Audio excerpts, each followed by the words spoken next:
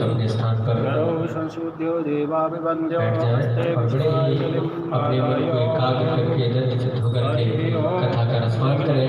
श्री राधे श्री देहनागं महिमानः सचन्द्रशत्रुपूर्वे साध्याः सन्ति देवाः हरिः ओम् एकदन्ताय विद्महे वक्रतुण्डाय धीमहि तन्नो दन्ति प्रचोदयात्। हरिः ओम् हंसहंसाय विद्महे परमहंसाय धीमहि तन्नो श्रीशुकः प्रचोदयात्। श्रीमद्विकानकुलचम्पकवाट्टलाक्षै पुण्यगजातिगर्भिरसालको स्वयंबिल्वप्रभारतुलसीदलमञ्जरीभिः पूजयामि जगदीश्वर मे प्रसीद। मन्त्रपुष्पाञ्जलिं समर्पयामि श्रीप्रहाणपुरुषोत्तमाय नमः। बोले भागवत भगवान की जय।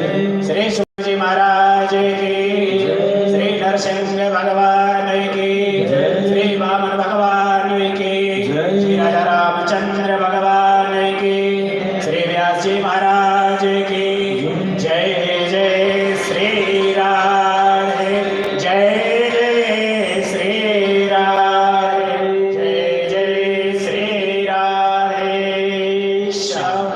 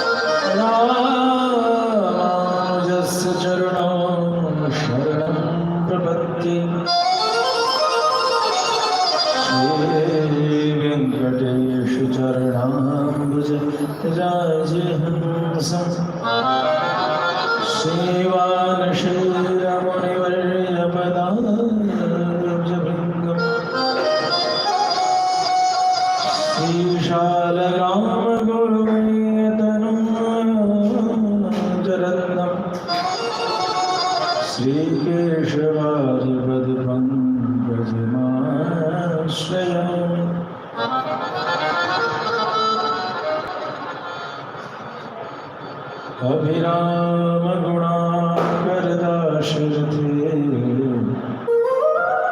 जगदेक धनुर्धर धीरमते रघुनायक राम रमेश विभो मर्दो भवदेव दया जलधे नमयात्मा प्रदीपाय साक्षिणे परमात्मने नमो गिरां विदुराय मनसश्चेतसामपि नमः शान्ताय घोराय मूढाय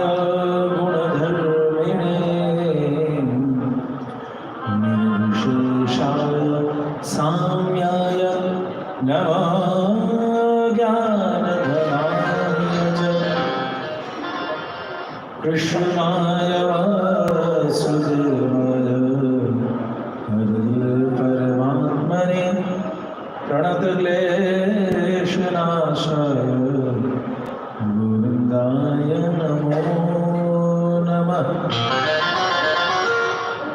जय मिथिला जय मैथिली जय जय जनक किशोरी चरण कमल बंदन करो खरु निर्मल मदि मोरी। जय जय श्री राधा रमण जय जय नवल किशोर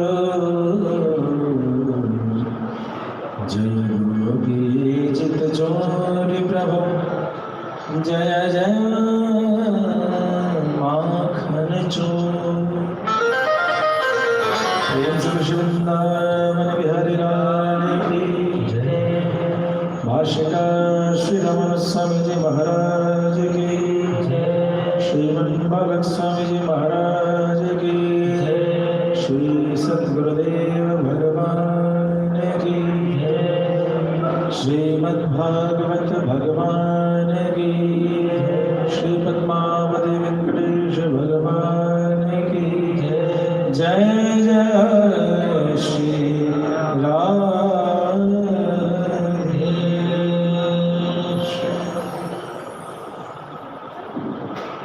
भोगेन पुण्यम कुशलेन पापम कलेवरम कालजगेन हित्वा कीर्तिम विशुद्धाम सुलोकगीताम वितायत मामिष्यसि मुक्तबंधम।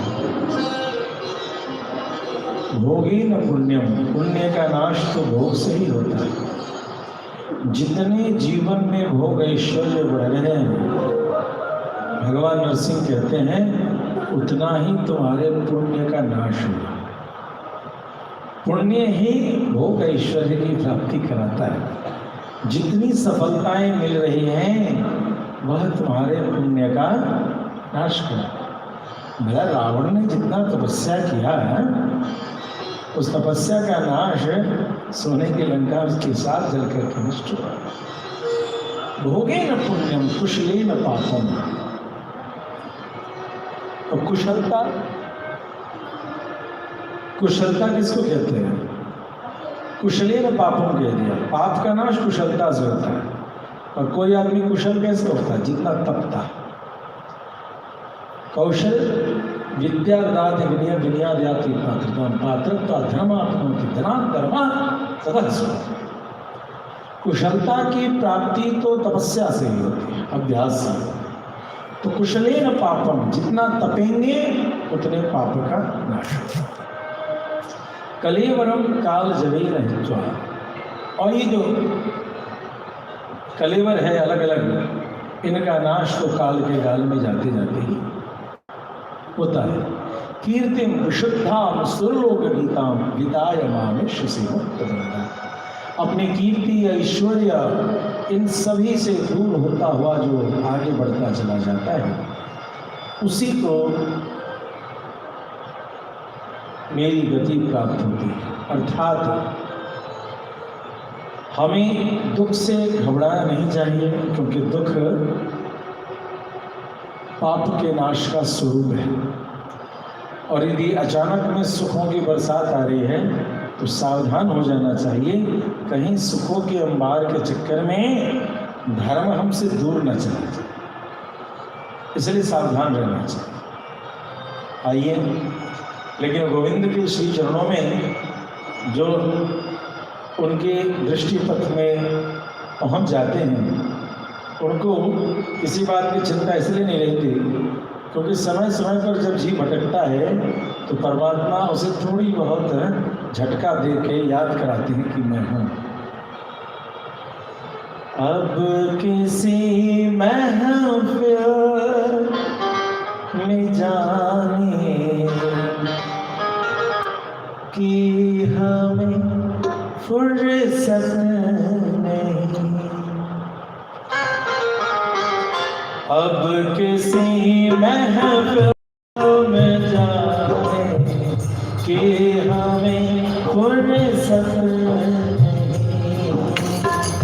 अब किसी महफिल में जाने कि हमें फुर्सत नहीं, दुनिया वालों को मनाने की हमें फुर्सत नहीं, अब किसी महफिल में की हमें फुर्सत नहीं, अब किसी महफिल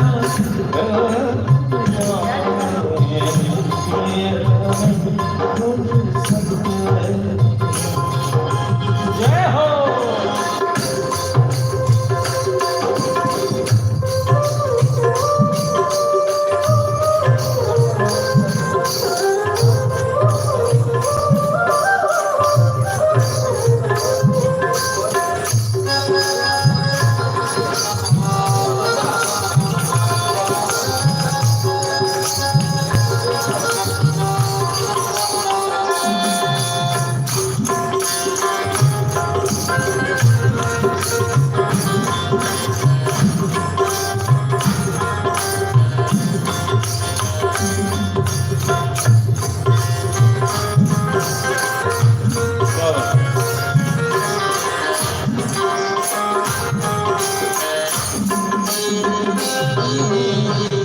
एक दिल था जिसमें मेरा बस गया है सारा, एक दिल था जिसमें मेरा बस गया है,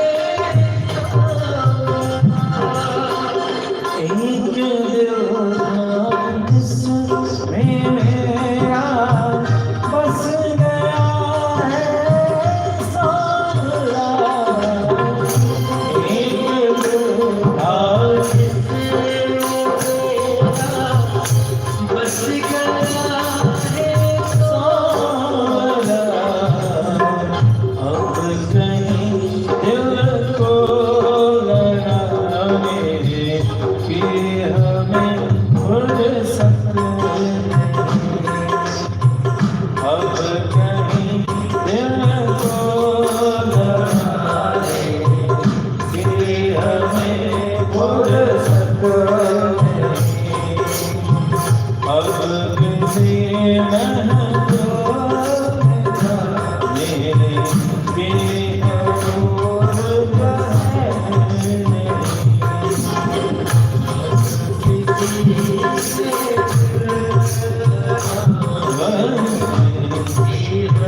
फुर्सत नहीं, जय हो।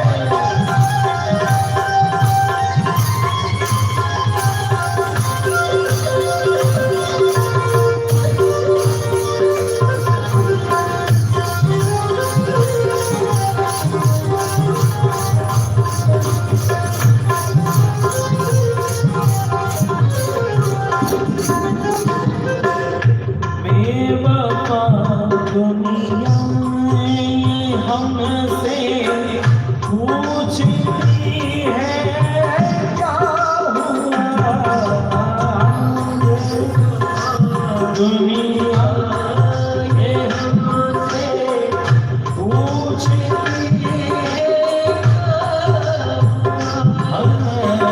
हमें वफा दुनिया ये हमसे पूछती है क्या हुआ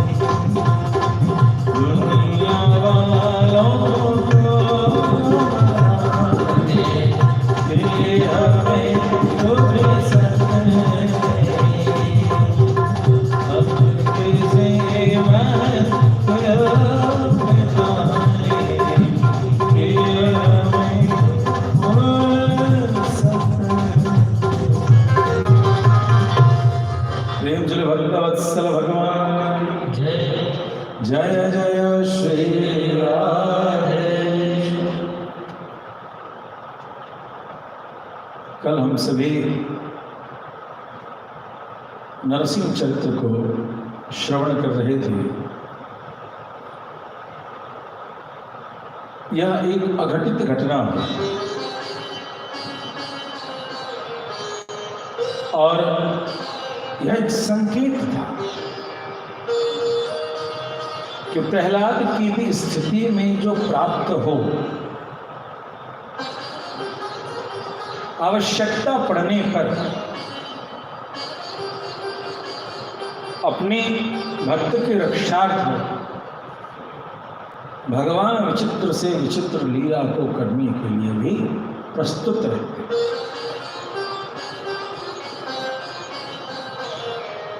और अद्भुत बात है, यद्यपि दैत्य कुल में जन्मा है प्रहलाद, लेकिन प्रहलाद भक्तराज है। भक्तराज कौन है? प्रहलाद। भगवान की भक्ति देवता, दानव, मानव सभी ने किया, यक्ष, गंधर्व आदि सभी ने, लेकिन भक्तराज कौन हुआ? दैत्य कुल का ही। विपरीत विषम परिस्थितियों में भी जो भगवत भजन में लगा रह जाए, धर्मो रक्षति रक्षिता,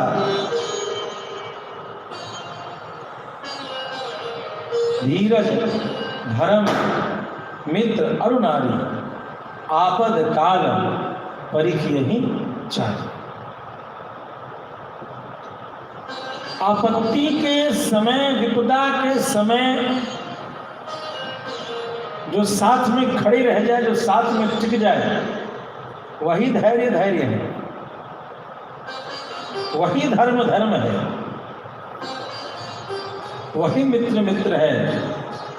और चौथा शब्द बड़ा कठिन है, वही स्त्री स्त्री, जो अपने पति के लड़खड़ाते कदमों पे ऐसे रोज नखड़े करे, लेकिन जब विपरीत समय आवे तो वह अपनी पति को यह एहसास ही न होने दे कि विपत्ति क्या चीज है।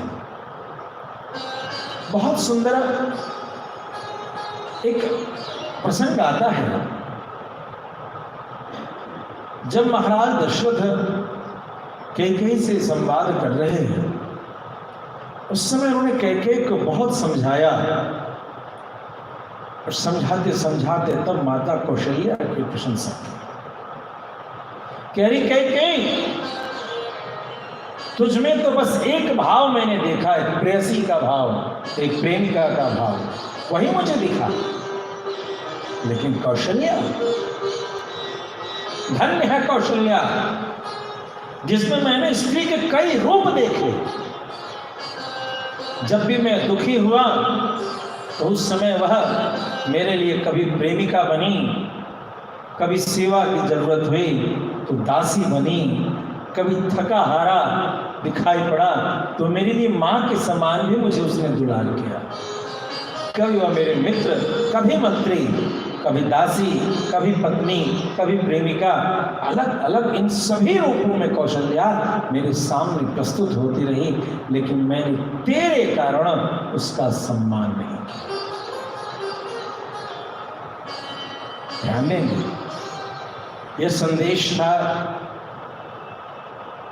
कि जिस स्त्री में अपने पति के लिए वे सारे रूप हों, सास की शिकायत करने से नहीं, सास के हृदय में जो अपने पुत्र के प्रति प्रेम है, भोजन के समय वह प्रेम यदि पत्नी प्रस्तुत कर दे, यदि माँ कभी चली भी जाए, सबकी माँ जाती है, तो पति को यह याद ही ना आए कि माँ मुझे ऐसे प्यार से भोजन कराती थी, वह कमी न रहने दे। उस भाव, उस गहराई, उस प्रेम, उस समर्पण में जब स्त्री हो तो उसी कौशल्या के घर राम जन्म लेंगे, उसी कौशल्या को राम की प्राप्ति होगी। अन्यथा केकसी बनकर के राजनीति करते हुए, छल करते हुए, अहंकार की पूर्ति करती हुई यदि दिखाई देगी तो उसी के घर रावण पैदा। एक ही नक्षत्र है दोनों का, दोनों एक से एक पराक्रमी, शस्त्र शास्त्र में दोनों प्रवीण, दोनों अद्भुत हैं। एक तरफ राम और एक तरफ रावण। कोई शस्त्र के तो योद्धा लड़ते हैं, लेकिन शस्त्र और शास्त्र के दोनों पारंगत, दोनों तरफ, दोनों का पलड़ा बराबर है। लेकिन जीवन में नियत का जो पलड़ा था वह गलत था। नियत में दोष होने के कारण राम पूजनीय हुए। हम चैत्र शुक्ल नवमी को राम का जन्मोत्सव मनाते नहीं थकते और रावण को दशहरा के दिन जलाते नहीं थकते। सिर्फ नियत, सफलता दोनों को प्राप्त हुई, दोनों के बारे में हुआ कि ऐसा कोई नहीं हुआ, लेकिन एक का जन्म मनाया जाता है और कि ऐसा लल्ला रोज सबके घर में जन्म ले गए, और एक का ऐसा मरण मनाया जाता है कि समाज में कोई आवे तो उसको ऐसे ही धू धू करके वो। राम का जन्म मनाने के लिए एक एक घर में 4-5 लोग मिलकर जन्मोत्सव मना लेते हैं, लेकिन रावण को जलाने के लिए सबको एक साथ खड़े होना पड़ता है। रावण तभी जलेगा जब पूरा समाज एक होगा, अन्यथा रावण को जलाना असंभव है। अकेले राम भी रावण का युद्ध करने के लिए नहीं प्रस्तुत, आना पड़ेगा। You need to be collected, you need to be united. यदि उस डेविल को, उस राक्षसी प्रवृत्ति को नाश करना है तो समाज के सामाजिक बल पर ध्यान देना होगा और तत्पश्चात ऐश्वर्य कृपा स्वतः प्राप्त होती चली। 5 भाइयों के प्रेम को पांडवों ने किसी भी विपरीत परिस्थिति में बदलने नहीं दिया। धन्य है वो द्रौपदी जो राजमहल में रही तो भी महारानी बनकर के रही, प्रजा के सभी के सुख रंजन की चिंता करती रह गई, और वन में भी बैठी तो वनदुर्गा बन करके पूजित हुई कि अपने अक्षय पात्र से जब तक कीट पतंग जो भी उधर पशु पक्षी रहते सबको उससे दाना चुगाने के बाद कि सूर्यास्त के यदि तुमने खा लिया तो ये पात्र खाली हो जाएगा। यह कथा उस द्रौपदी की है जो कड़ाही में भोजन बनते स्वाद नहीं लेती है। कड़ाही में भोजन बनाया और उसी में से एक रस लिया, चाट के देखा, पहला स्वाद में खुद ले, अब जरूरत हुआ उसी हाथ से फिर जो है साहब प्रेम चुले भक्त वत्सल भगवान की। ये उस देवी की कथा नहीं है, ये ताड़का की कथा नहीं है, ये शूर्पणखा की कथा नहीं है। यहाँ तो कथा उस द्रौपदी की होगी कि रसोई बनी कैसी है, यह कथा नहीं। पहले सब कुटवाती और उसके बाद कभी अंत में पाया कि अब सूर्यास्त होते खत्म हो जाएगा। जब जानकी के ऊपर प्रश्न आया तो ध्यान देंगे, इंद्र स्वयं कटोरा लेकर के पहुंच गए माता जानकी के पास कि इस खीर को खा लीजिए। अब भैया राम लक्ष्मण को तो वरदान विश्वामित्र मुनि ने दे दिया था, बलाति बला विद्या दे करके कि तुम्हें भूख प्यास नहीं लगेगी। भोजन तो जानकी जी के लिए ही कराया जाता था और साथ में कंदमूल खाते थे राम लक्ष्मण। राम लक्ष्मण को 14 वर्ष में भोजन नहीं मिलता तो कंदमूल भी नहीं मिलता तो कुछ नहीं हो रहा था विश्वामित्र मुनि के आशीर्वाद से। लेकिन माता जानकी के लिए साथ में बैठ करके भोजन कर रहे हैं और किशोरी जी के साथ जो भोजन करने की प्रवृत्ति रह गई तो शबरी का बेर भी खा लिया। अब प्रश्न था 1 वर्ष तक का कठोर वनवास, वह कारावास और उसमें लगेगी भूख। साक्षात स्वर्ग से इंद्र पहुंच गया कटोरे लेकर के, माँ इसे खा लीजिए, 1 वर्ष आपको भूख नहीं लगेगी। ये कथा उस जानकी की है। ये कथा उस राधा रानी की है जिन्होंने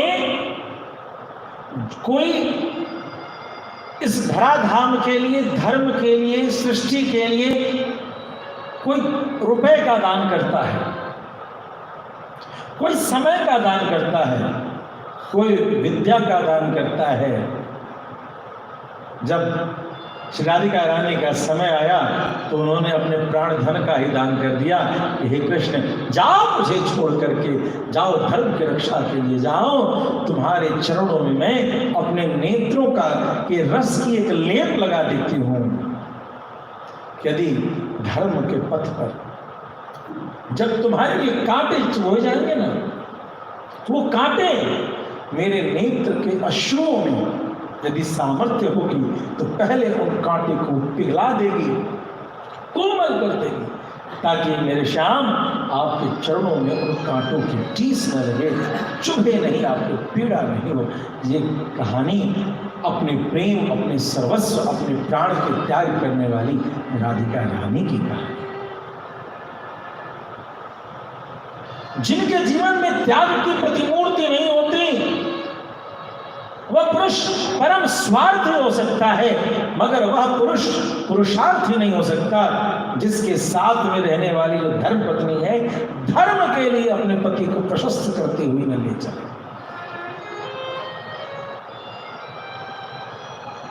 कयाधु हिरण्यकश्यपु के घर भी है तो प्रहलाद का जन्म होगा। मंदोदरी यदि रावण के साथ में है तो हनुमान जैसे वीर भी उनको प्रणाम करें। वो जो पूछ बढ़ता चला गया, राहर नगर बसन हृदय तेला, बड़ा सुंदर उसका प्रसंग अन्य रामायण में है कि सभी जगह के वस्त्र उसमें लपेटे जाने लगे। पूरी लंका नगरी के संदूक में रखे हुए जब कपड़े निकल गए तो सिपाहियों के, उनके परिवार के, उनके बच्चों के, सबके कपड़े लिपटे जाने लगे। पूरी लंका में वस्त्र नाम का चीज न रहने दिया गया। सारे सेवक सेविकाओं का वस्त्र उसमें लिपट गया। लेकिन जैसे ही अब हुआ कि अब वस्त्र कहीं और नहीं है, अब मंदोदरी के कक्ष से वस्त्र लाना पड़ेगा। हनुमंत लाल जी महाराज ने कहा बस इति, यहीं पर पूंछ को रोक लिया कि मंदोदरी के वस्त्र को मैं नहीं ले सकता। धर्म पर चलने वाली जो मंदोदरी थी वह आज भी पूजनीय सतियों में बनती, सुलोचना की बनती आदि। इस प्रकार से यह श्रीमद् भागवत इन मातृशक्तियों को समर्पित कथा है जिनके कारण ही यह धर्म रक्षित है, संरक्षित है, पल्लवित है, पोषित है। प्रेम से भक्तवत्सल भगवान की।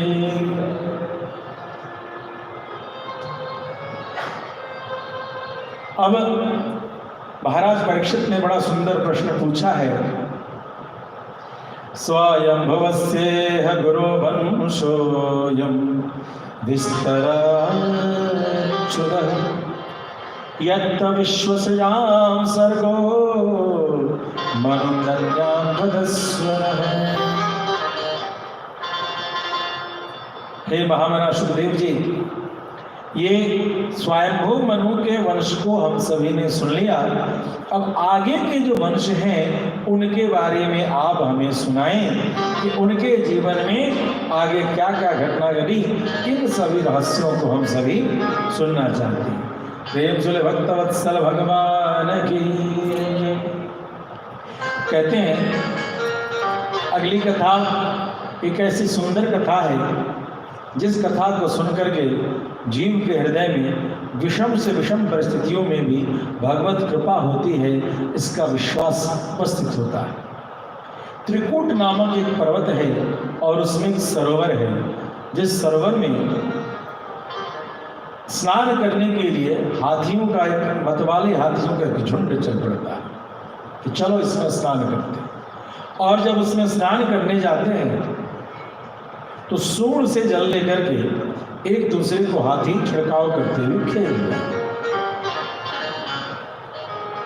खेलते खेलते इसी बीच में एक मगरमच्छ जल में से आकर के उनका जो मेन गजराज है उसका पैर पकड़े।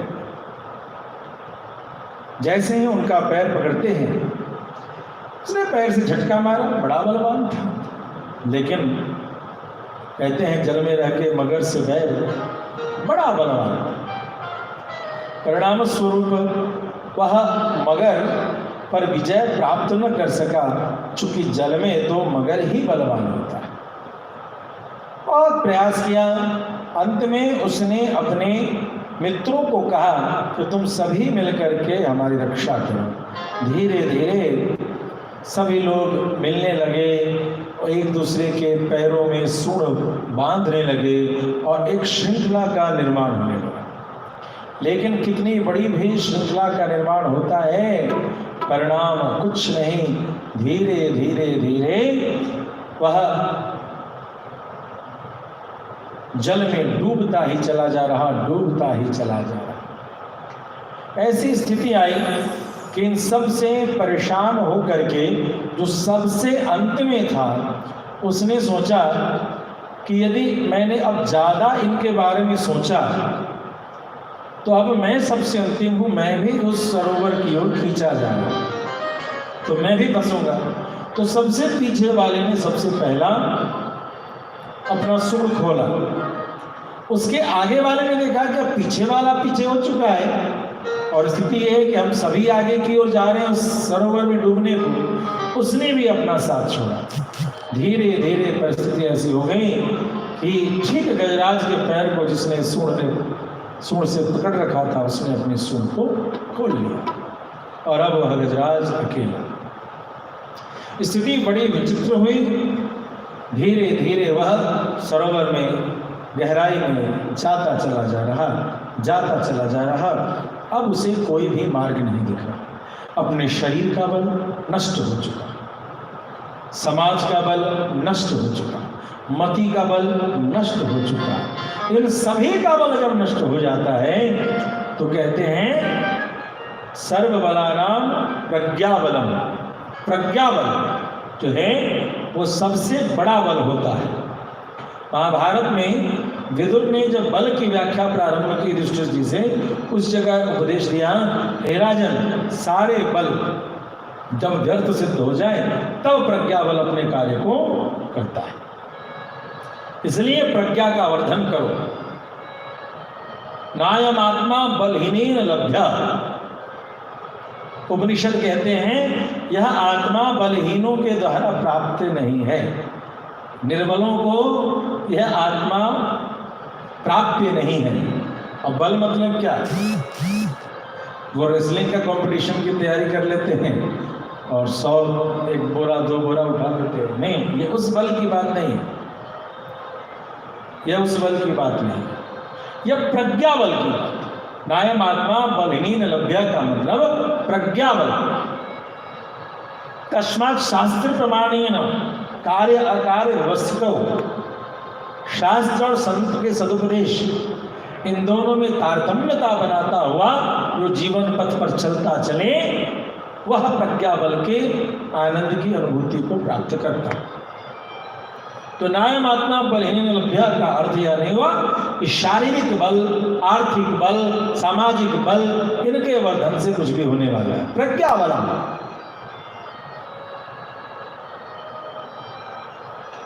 एक कुप्रचार कर दिया गया महाभारत के लिए कि महाभारत जो पढ़ेगा उसके घर में महाभारत हो जाएगा। प्रेम चले भक्त वत्सल भगवान की, अरे महाभारत पढ़ता तो उसमें ये बात समझ में आ गई कि भाई भाई से लड़ोगे तो क्या मिलेगा।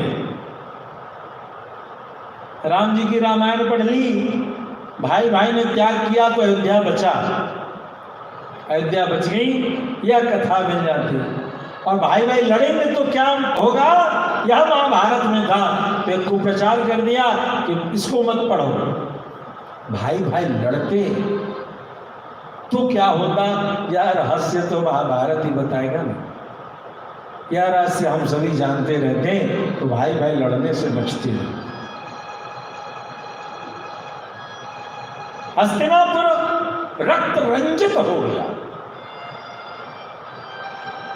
लेकिन कौशल देश अवध रह गया। किसका वध नहीं हुआ, किसी का वध नहीं हुआ, क्योंकि सभी भाइयों ने त्याग की अनुपम गाथा की रचना की। एक दूसरे के लिए त्याग ही त्यागा शांति अनंतरम, गीता जी उपदेश करती है। त्याग से ही अनंतर शांति, निरंतर शांति चाहिए। त्याग, परिवार में एक दूसरे के प्रति त्याग समर्पण का भाव हो तो उस परिवार में लक्ष्मी झूमती नाचती रहती है, नाचते खेलते रहती है। लेकिन परिवार में एक दूसरे के प्रति पेच लगाने की परंपरा हो तो निश्चिंत रहिए, यह कलह आपके दिन बने बनाए घर के सपनों के महल को नष्ट कर। प्रज्ञाबलम सर्वबलम प्रधान। इस प्रज्ञाबल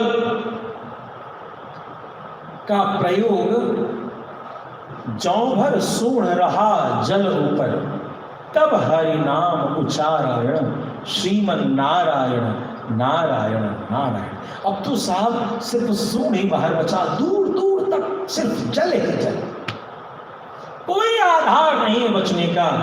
तो कमल का पुष्प लिया और उस कमल के पुष्प को लेकर के ऊपर उठा दिया और कह दिया, जो भी त्रिलोकी में संपूर्ण जगत का रचयिता है, पालन करता है, संहार करता है, मैं उनकी स्तुति करता हूँ। वो कौन है वो मैं नहीं जानता, मगर वो जो कोई भी है मैं उसको अब अंतिम प्रणाम करता।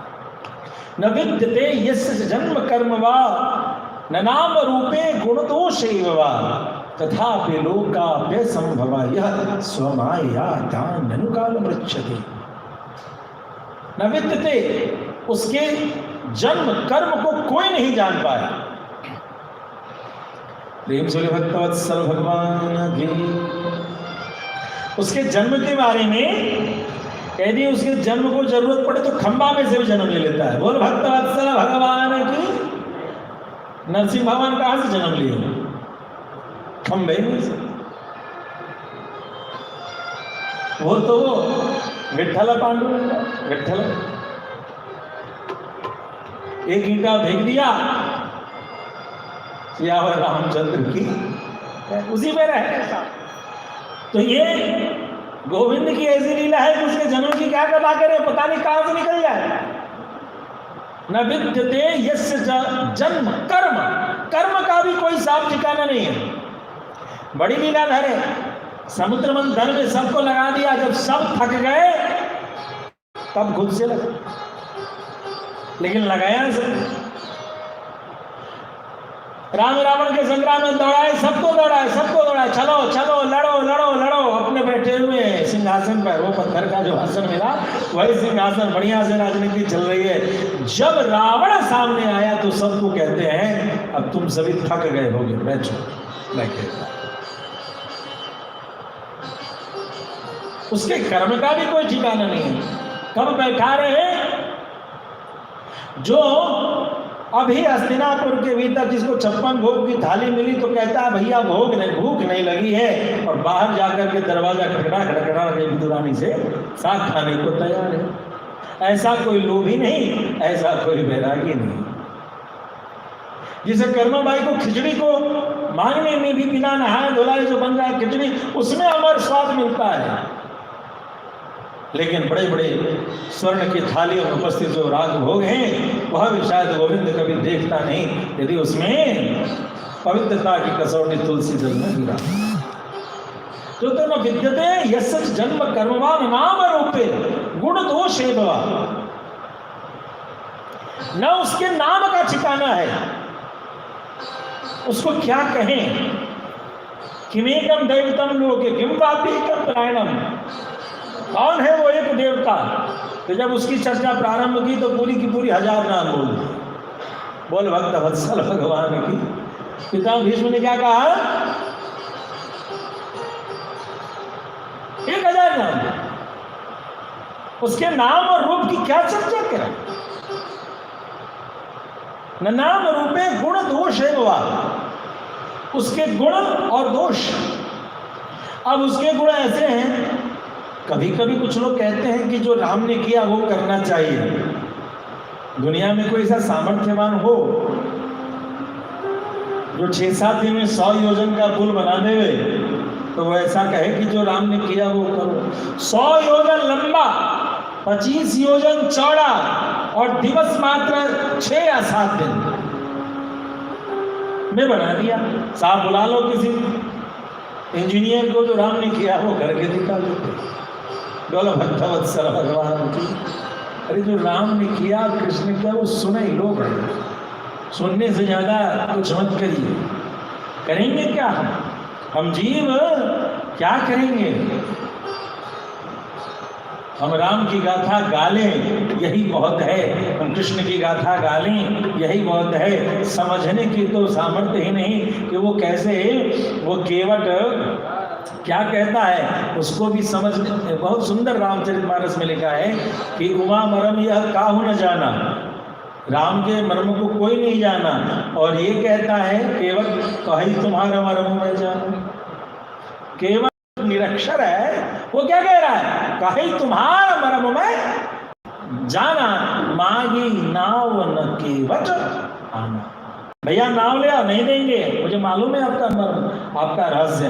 तो एक निरक्षर जिसने कभी वेद का कोई मंत्र नहीं, कोई उपदेश, कोई प्रवचन नहीं, जीवन भर गंगा जी में चप्पू किया, वो कहता है मैं आपका मर्म जानता हूं। लेकिन भगवान कभी कभी ऐसी लीला करते हैं जो बगल में बैठे लखन लाल जी भी नहीं जानता।